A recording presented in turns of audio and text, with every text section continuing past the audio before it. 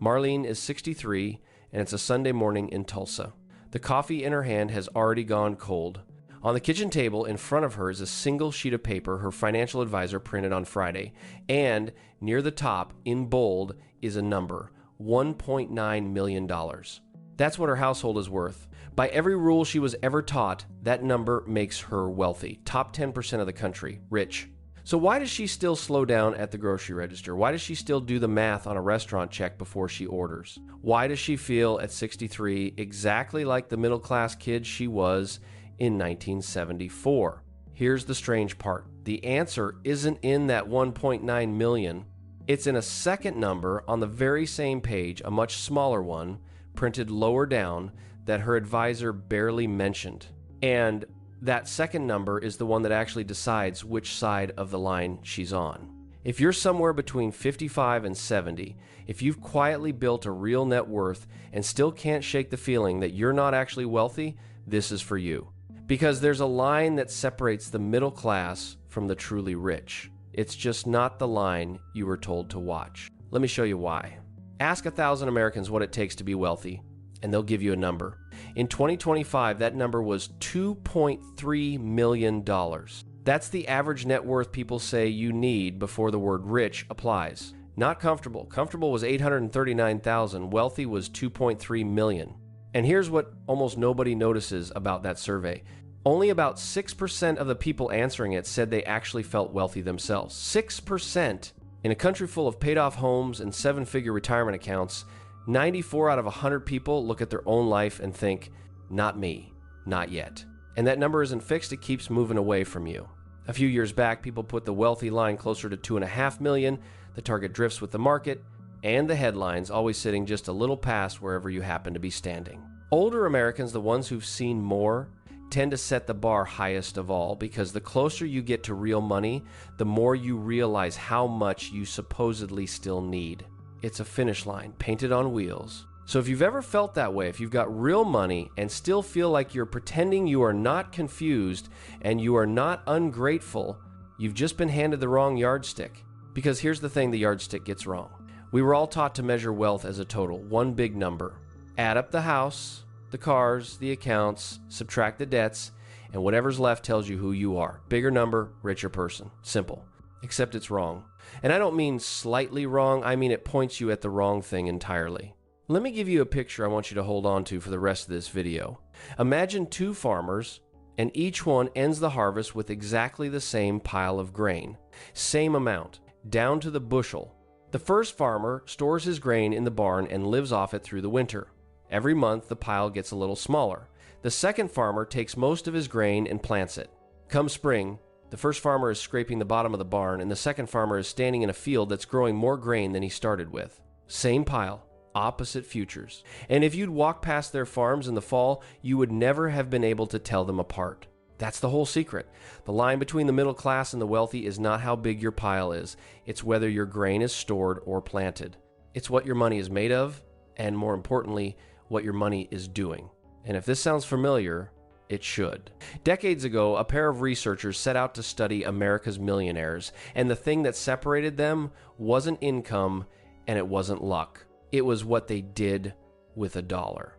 The truly wealthy consistently turn dollars into things that produce more dollars, ownership, equity, assets that compound. Everyone else turned dollars into things that lose value the moment you own them.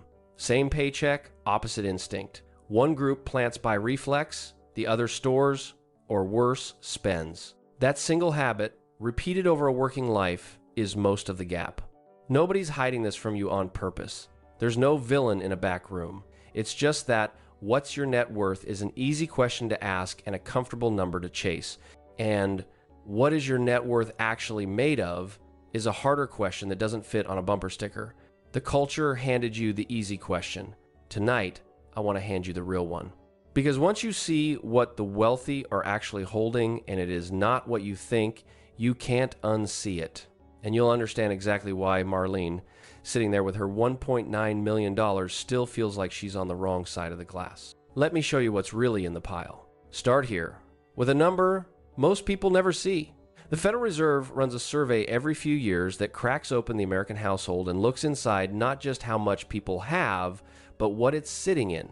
And when you sort households from the bottom to the top and look at what each group's wealth is actually made of, something jumps out immediately. For a typical middle-class household, the home isn't part of the pile. The home basically is the pile. Once you account for the mortgage still owed against it, the roof over their head can represent more than their entire net worth, because so much of everything else is a car in the driveway and a little cash in the bank. Stocks? A sliver. A business that earns money while they sleep? Almost none. Now climb the ladder. Move up toward the top 10%, and the picture starts to shift. The house shrinks as a share of the whole, down to around 60%, and stocks climb to roughly a third. Keep climbing, all the way to the top 1%, and it nearly flips inside out. The home is under a quarter of their wealth. Stocks and privately owned businesses together, close to 3/4. Stop and sit with that. Same country, same dollars on paper, but the middle class pile is a house and a car, things you live in and drive, things that feed you but never grow, and the wealthy pile is ownership of things that earn. One family sleeps on their wealth. The other family's wealth goes to work while they sleep. That's stored grain versus planted grain. And now you can see it isn't a metaphor, it's a balance sheet. And underneath all of it is one structural fact almost nobody says out loud. There are only two ways to get paid in this world. You can get paid for your time, a wage, a salary, the hours of your life traded for dollars, or you can get paid for what you own, the dividends, the interest, the share of a business's profit that lands in your account whether you showed up that day or not. The middle class lives almost entirely on the first kind. The wealthy quietly build the second. And here's the quiet cruelty of it. The money you're paid for your time stops the day you stop. The money you're paid for what you own never clocks out. One of them can retire, the other one can't. So how does an honest, hardworking person end up with the wrong kind of pile? Not by failing, by following the ordinary script. You buy the house because that's what you're supposed to do. You upgrade the car when the old one dies. You leave the savings in the bank where it feels safe. Every one of those is a normal, responsible choice, and every one of them quietly stores grain instead of planting it. Nobody chooses to end up house rich and cash poor. You drift there, one sensible decision at a time. But wait, there's a second layer here, and it's worse than it looks. Because that middle-class house, the one doing all the heavy lifting, a big chunk of it isn't even theirs yet. It's borrowed. The bank owns a piece. So not only is the middle-class pile stored instead of planted, a large part of it is grain they're still paying interest on. The wealthy household, by contrast, carries far less debt against far more productive assets. One pile is leveraged and still. The other is owned and working. And here's the question that should be forming in your mind right now. If two households start with the same amount and one plants while the other stores, how far apart do they actually drift? Let me show you.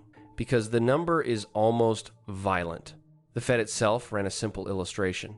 Take $1,000, let it grow at a modest, sleepy 2% a year, the kind of return you get from money that's basically stored. After 30 years, that $1,000 becomes about $1,811. It didn't quite double. Now take the same $1,000 and let it grow at 4%, still not aggressive, just money that's actually planted and working. After the same 30 years, that $1,000 becomes about $3,243. Same starting pile, same 30 years, but the planted grain ends up nearly 80% bigger. And that's just 2 percentage points of difference on a single $1,000. Now scale that up to a real net worth over a real lifetime, and you don't get a gap, you get a canyon. This is the quiet part. This is why the line is invisible. Because it doesn't show up in the moment. Two neighbors can have the identical number on paper, same 1.2 million, same tidy house, same sensible car in the driveway. From the sidewalk, they are indistinguishable. But one of them is storing and one of them is planting, and the algorithm of compounding is running silently underneath both houses every single day, pulling them apart a little more. You'd never see it happen. You'd only see the result 20 years later and call it luck. Put real numbers on it. Two neighbors, each with $500,000 invested at 55. One earns that sleepy return, the other the working one. By the time they're both 75, the storer has a bit under $750,000, and the planter has crossed 1 million. Same starting pile, same 20 years, same quiet street. A gap of more than $300,000 opened up in total silence, and neither neighbor ever saw a single dramatic moment. And here's the part that turns this from a growth story into a retirement story. Planted grain doesn't just grow, it throws off a harvest. Every year, a field of invested money produces something you can actually eat without shrinking the field itself. Dividends from stocks, interest from bonds, rent from property, that's the harvest. The wealthy household can live off the harvest and leave the field standing. The house-rich household has no harvest. A paid-off home pays you nothing while you live in it. It just sits there being valuable. So when the bills come, one retiree spends the income their money produced, and the other has to sell pieces of their life to cover the same bills. One is being fed by the field, the other is slowly eating the barn. And now you might be thinking, okay, but I'm 60-something. My compounding years are mostly behind me. Isn't this a young person's game? No. And this is the part that matters most for you specifically. Because in retirement, the composition of your pile stops being about growth and starts being about survival. Here's what I mean. When you stop working, you have to eat the grain, you have to pull money out to live. And you cannot eat a house. You can't send the granite countertop to the grocery store. Home equity, the thing propping up so many middle-class net worths, is the one part of the pile you cannot spend without selling the roof over your head or borrowing against it.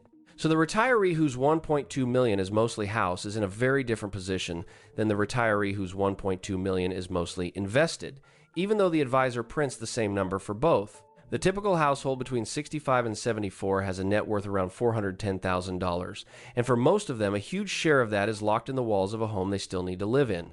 On paper, wealth. In the checking account, a much smaller and scarier number, which brings us all the way back to Marlene and to that second figure on her page.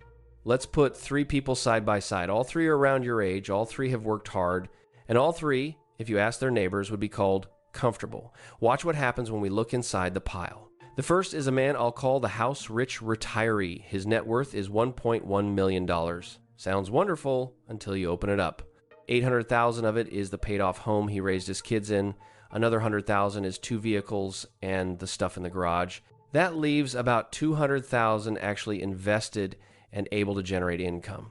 So his real working pile, his planted grain, is $200,000. He feels like a millionaire, and technically he is one. But the part of his wealth that can actually pay his bills for the next 30 years is small, and he can't touch the big part without selling the house he lives in.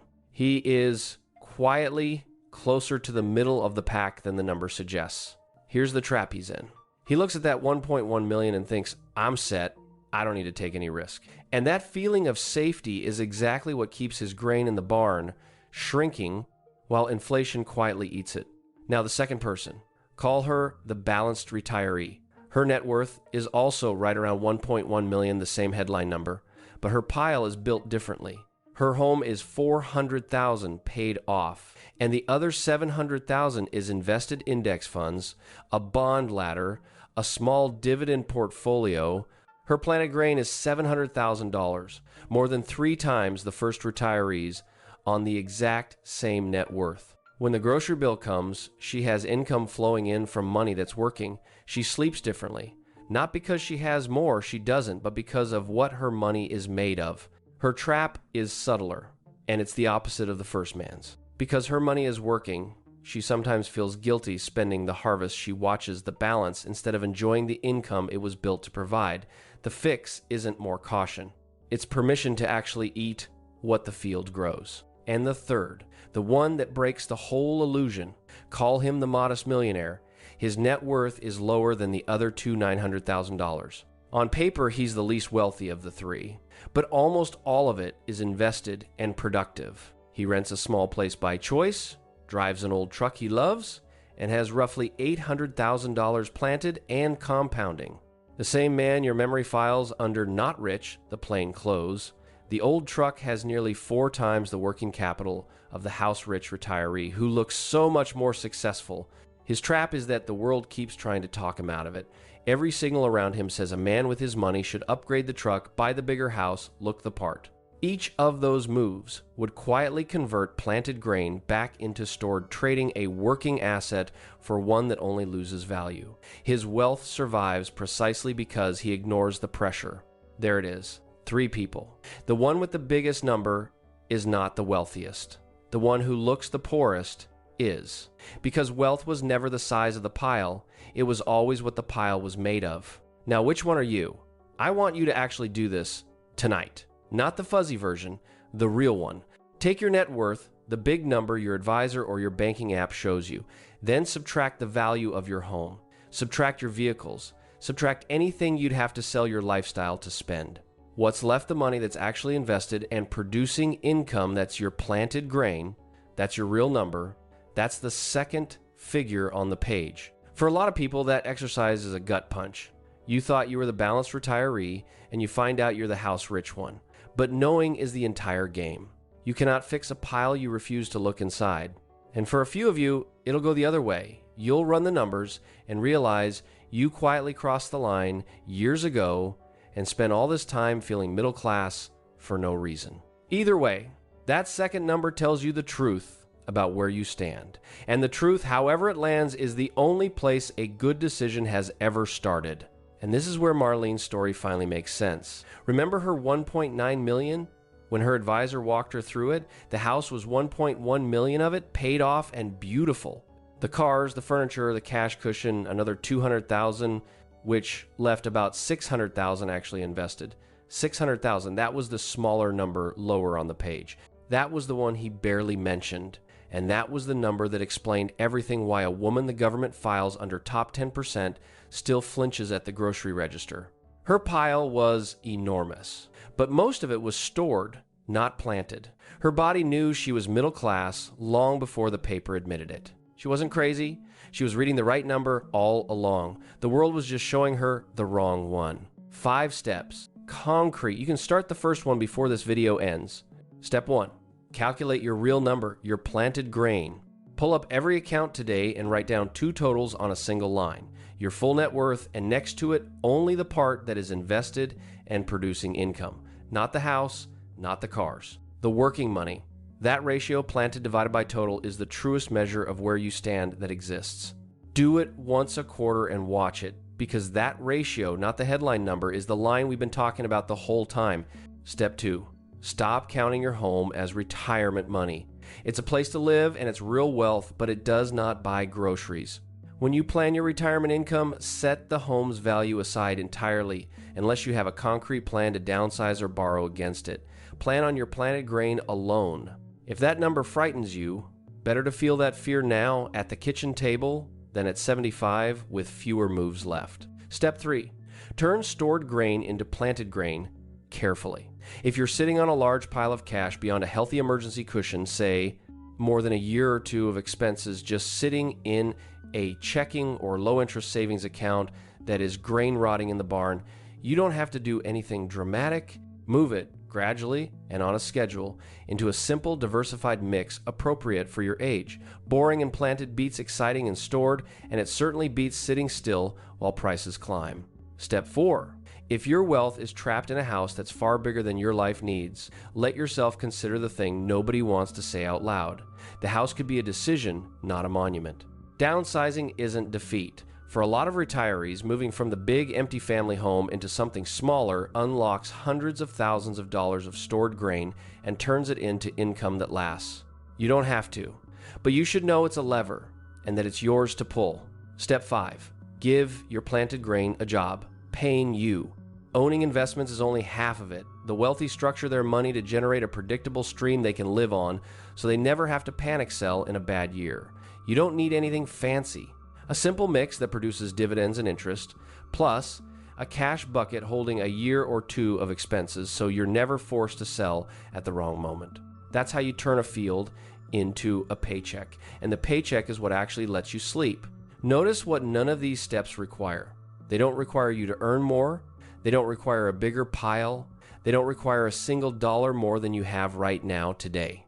Every one of them is about changing what your existing money is made of, moving grain from the barn to the field. That's the entire move. The wealthy aren't doing something exotic you can't access. Most of them are just planting while everyone else stores. And that's the part that should feel like relief, not pressure. You are not behind on the number. You might just be behind on the composition. And composition is the one thing you can actually change at any age, starting now.